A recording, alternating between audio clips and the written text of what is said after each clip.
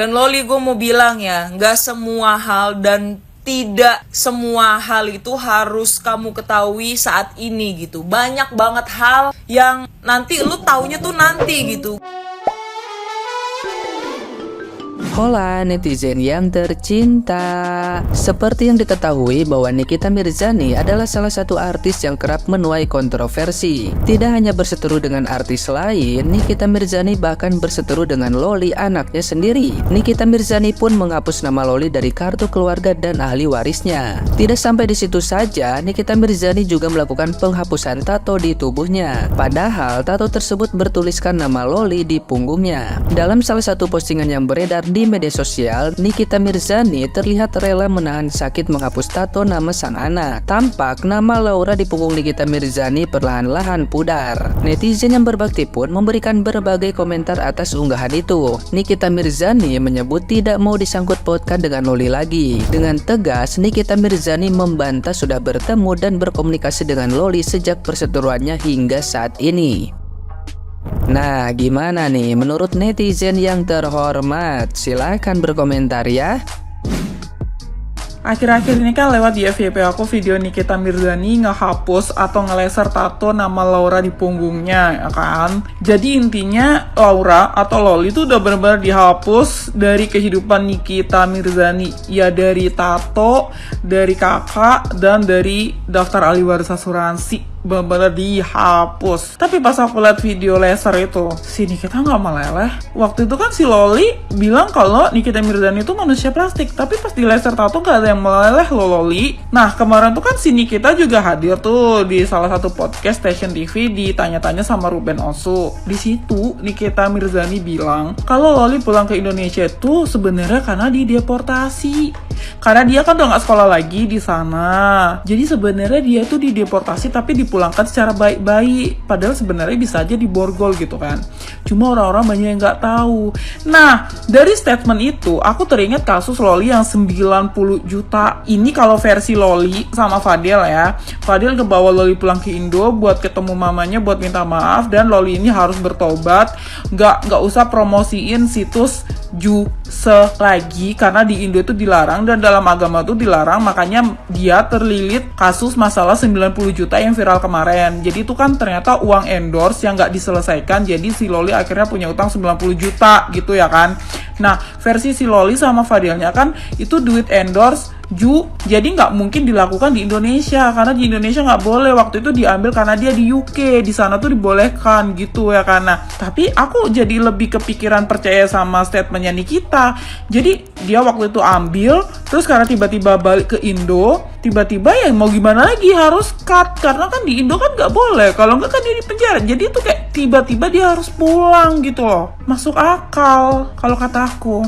Tapi wallahu alam lah ya, apapun itu terserah mereka gitu. Cuman ya aku merasa janggal aja di statement Nikita yang itu gitu. Terus kata aku nih ya, kata aku kamu bermodalkan bikin konten bucin, ngucapin anniversary setiap bulan, dan ngupload konten VC kayak gitu, kamu ditawarin loh 90 juta dan belum dari yang lain-lainnya lagi gitu loh. Kamu berpotensi dapat uang banyak dari kontenmu itu, sedangkan kalau aku atau yang lain upload konten kayak begitu mungkin orang sekitar tuh pada jijik, empet, dan bisa-bisa kita diusir dari komplek gitu karena saking jijiknya.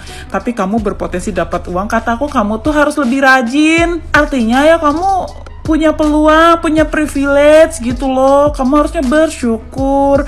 Sekarang mending kamu rajin-rajin nerima endorse. Terus yang lebih bertanggung jawab lagi gitu. Karena sekarang kamu harus fighting. Kamu udah bener-bener dihapus sama mama kamu. Dari manapun itu nggak ada yang tersisa lagi gitu loh. Jadi kamu harus berjuang Loli. Kamu harus manfaatkan privilege-mu itu. Terus yang bikin aku bingung ya, Nikita Mirzani diundang TV, Fadil diundang TV. Kepikiran gak sih kalian kalau mereka tuh papasan gitu dalam satu stasiun TV gitu, di lorongnya atau di mananya, di luar studionya gitu papasan gitu, mereka kira-kira gimana ya?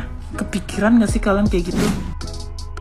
Kali ini masih tentang Loli dan cerita hidup gue ya, karena gue bener-bener ngerasa tuh dari kasusnya Loli sama Nikita Mirzani tuh bener-bener ngebuat gue relate dan nge-flashback cerita-cerita gue yang dulu-dulu gitu loh. Loli, kalau misalkan ada video gue yang nongol di FYP lu yang gue ngomongin lu tapi ada salah-salah kata atau menyinggung hati lo, gue mohon maaf ya, soalnya gue nggak bisa kayak Kak Jill yang menasehati lu dengan halus, dengan lembut gitu, nggak bisa. Gue nggak bisa. Gue sama Loli tuh nggak kenal di dunia nyata, bahkan di dunia maya pun gue nggak kenal sama sekali. Cuman gue nggak tahu kenapa gue kayak care aja gitu loh. Gue kayak mau perhatian aja gitu sama dia. Gue mau ngasih tahu dia dengan cara kayak gini, walaupun gue nggak tahu itu orang denger apa kagak cuman ya udahlah gitu ya. Gue ngerasa gue care sama Loli gitu. Karena apa? Karena dulu masa remaja gue itu bener-bener sama banget sama Loli. Egonya gue, bucinnya gue, gobloknya gue, kurang ajarnya gue ke orang tua, ngelawan orang tua, nggak mau denger kata orang lain. Tapi setelah gue jadi seorang ibu, gue baru paham beberapa hal yang dulunya gue nggak paham, yang dulunya nyokap gue sering ngasih tahu gue. Terus gue kayak, apaan sih ini maksudnya ngomong kayak begini tuh maksudnya apa sih? Dan Loli, gue mau bilang ya, nggak semua hal dan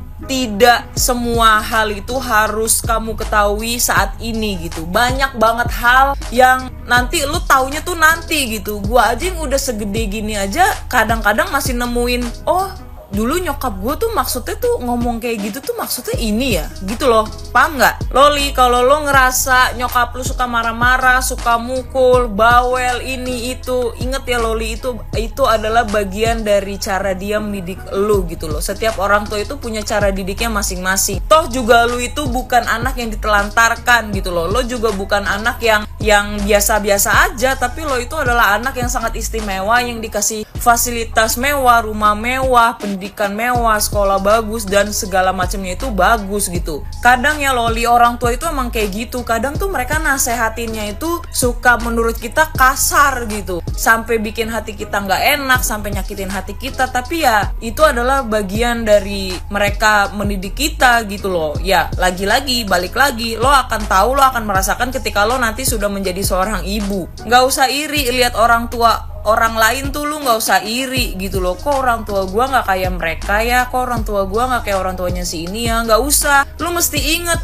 lu juga belum tentu jadi anak kayak anak-anak mereka, paham nggak? Dan kalau kalian tanya kenapa gue concern banget tentang hamil di luar nikah ini, gue berbagi cerita gue tentang ini, karena apa? Karena gue bener-bener ngeliat Loli itu bucinnya itu bener-bener ditunjukin ke sosial media yang menurut gue beneran bucin gitu loh. Dan itu hal-hal yang akhir-akhir ini banyak terjadi gitu ya. Lu pacaran, terus lu having sex before marriage, abis itu lu hamil ya, abis itu lu ya aborsi gitu ya. Nah gue tuh gak mau hal-hal kayak gitu tuh sampai terjadi di Loli, karena kebucinan itu dan buta karena cinta itu beneran ada gitu loh. Gue punya anak di usia gue yang cukup muda ya, muda banget malah. Gue juga adalah bagian dari pelecehan seksual dan kekerasan seksual, mau fisik, non fisik, verbal, non verbal. Nah ini udah gue ceritain di VT-VT gue yang sebelumnya, jadi kalian tonton dulu semuanya sampai habis. Loli, gue merasakan sendiri ya bagaimana beratnya mendidik anak, apalagi anak perempuan. Mendidik anak seorang diri tanpa bantuan dari siapapun, malah yang ada kita dapat tekanan dari atas, bawah, kanan, kiri, depan, belakang. Itu semuanya tuh nge-push kita gitu loh. Belum omongan-omongan orang di belakangnya, kerja banting tulang, semua untuk anak, semua demi anak. Sakit gak dirasain, waktu gak inget, dari pagi sampai pagi mungkin bisa gak tidur berhari-hari, mau beli ini itu, mau nikmatin ini itu, semua yang dipikirin itu anak duluan. Gua pun dulu ya, gua tuh suka iri kalau ngelihat anak-anak itu suka digendong sama bapaknya gitu, sedangkan anak gua gak ada bapaknya. Cuma ya gimana, gue yang memilih untuk tidak mau dinikahi, karena pikiran gue saat itu gue gak mau nikah sama nih cowok, karena gue gak mau masa depan gue lebih hancur lagi, dan gue gak mau nanti suatu saat anak gue tahu atau lihat kelakuan bapaknya ke gue tuh gimana. Gue cuman gak mau elu dan orang-orang yang dengerin VT gue ini mengalami apa yang gue alami. Cinta ibu itu seluas samudra, sedalam lautan, setinggi langit ketujuh, bahkan nembus, tau gak? Makanya kalau ada yang bilang dunia hancur sejak kepergian ibu, itu bener. Dan nyokap gue juga udah gak ada. Lu tau gak, seorang ibu itu juga masih membutuhkan sosok ibu loh. Nyokap gue dipanggil Tuhan itu 2021 Desember karena sakit keras, sakit kritis. Semoga lu cepet baikan deh ya sama emak lu, Loli. Gue tahu butuh waktu untuk menyembuhkan luka di hati lo dan luka di hati nyokap lu. Tapi gue yakin kok seiring berjalannya waktu, berdamai dengan keadaan dan berdamai dengan masa lalu itu bukan sesuatu hal yang buruk dan ya memang sulit. Tapi kalau nggak dijalanin ya kalian berdua akan tetap terus seperti itu. Tapi gue percaya tali kasih ibu dan tali antara ibu dan anak itu nggak akan pernah putus mau sampai kapanpun.